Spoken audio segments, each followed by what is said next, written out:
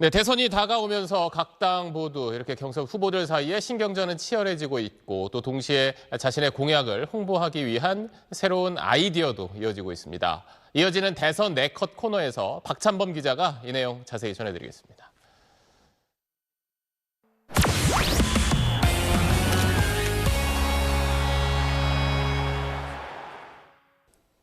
대선을 앞둔 정치권 이야기 알아보는 대선 네컷 코너 첫 번째 키워드는 도착 시간입니다.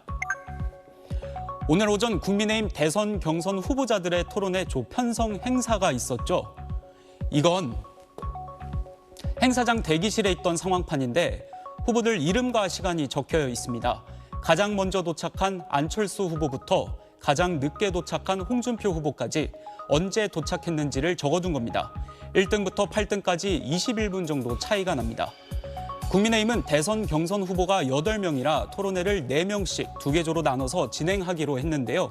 알고 보니 마치 예능 프로그램의 코너처럼 행사장에 누가 먼저 왔는지 따져서 먼저 도착한 사람에게 조 선정 우선권을 준 거였습니다.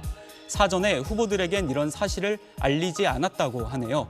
6등으로 도착한 양양자 후보를 끝으로 A조부터 4명이 다 찾고 7등, 8등으로 도착한 한동훈, 홍준표 후보는 선택의 여지 없이 같은 B조에 배정됐습니다.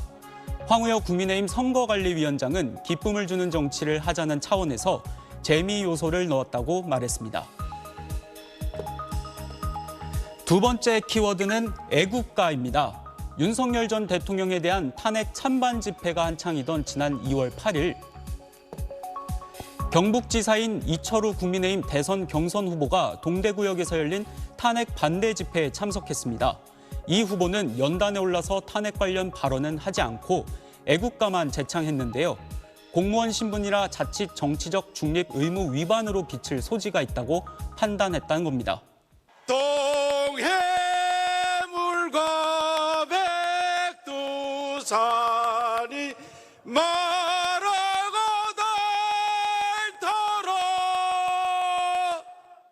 하지만 집회에 참가한 것만으로도 중립 의무 위반으로 봐야 한다는 한 시민의 고발장이 접수됐는데 경찰은 수사 끝에 결국 무혐의 처분을 내렸다고 합니다. 지방공무원법상 선출직 공무원의 경우엔 정치적 중립 의무를 배제하는 조항이 있는데 애국가만 부른 이 지사에겐 중립 의무 위반 혐의를 적용할 수 없다고 판단했다는 게 경찰의 설명입니다.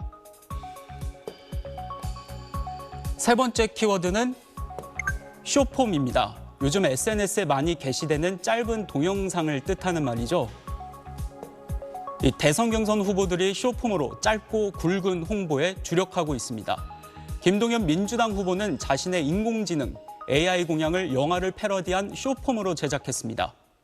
이길 준비됐습니다. S급 AI 국가 김동연이 만들겠습니다.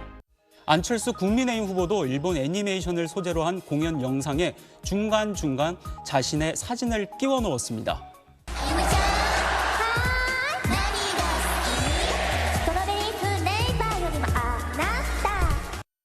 이런 쇼폼 홍보 영상은 후보들의 다른 영상들보다 상대적으로 높은 조회수를 기록하고 있다는 평인데요.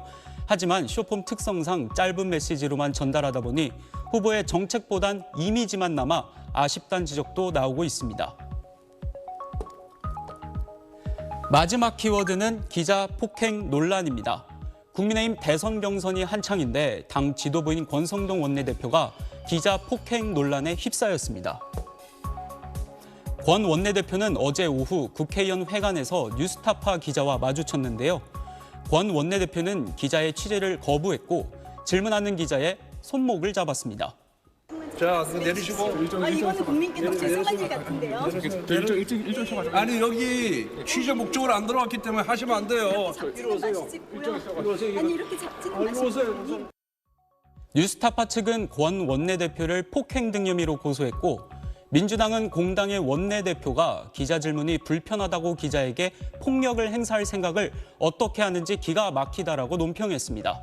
이에 대해 권성동 원내대표실은 취재를 빙자한 신체적 위협이자 강압적 접근이었다면서 허위 주장과 무리한 취재 관행에 단호히 대응하겠다고 반박했습니다. SBS 박찬범입니다.